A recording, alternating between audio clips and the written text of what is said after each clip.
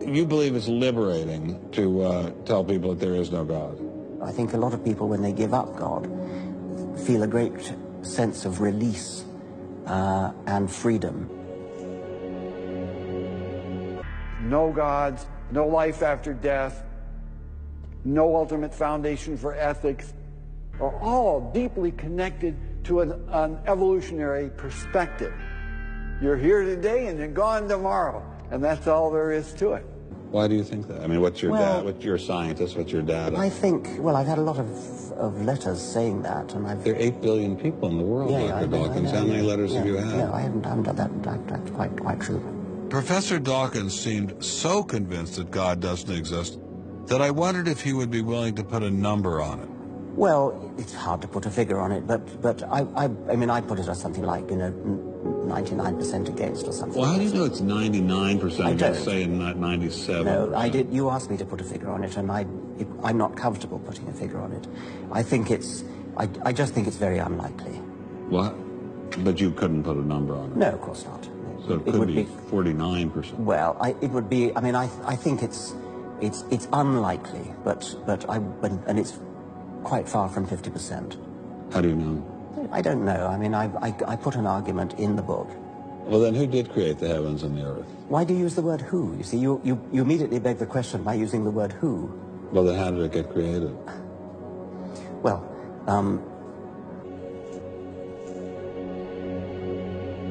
Well, one popular theory is that it might have started off on the backs of crystals.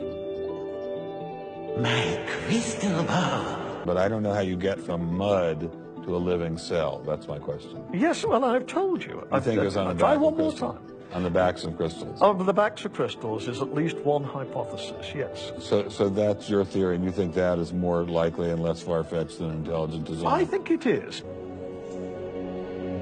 Nobody knows how it started. We know the kind of event that it must have been. We know the sort of event that must have happened for the origin of life. And what was that? It was the origin of the first self-replicating molecule. Right, and how did that happen? I told you we don't know. So you have no idea how it started? No, nor has anybody. Nor has anyone else. What do you think is the possibility that intelligent design might turn out to be the answer to some issues in genetics or in evolution? It could come about in the following way. It could be that at some earlier time, somewhere in the universe, a civilization evolved by probably some kind of Darwinian means to a very, very high level of technology and designed a form of life that they seeded onto perhaps this planet. Crystals? Aliens? I thought we were talking about science, not science fiction. That is a possibility and an intriguing possibility. And I suppose it's possible that you might find evidence for that if you look at the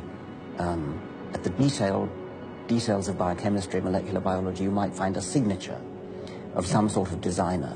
Wait a second. Richard Dawkins thought intelligent design might be a legitimate pursuit? So you don't believe in any God anywhere? Any God anywhere would be completely incompatible with anything that I've said I assume. Yeah. I just wanted to make sure you don't believe in any God anywhere.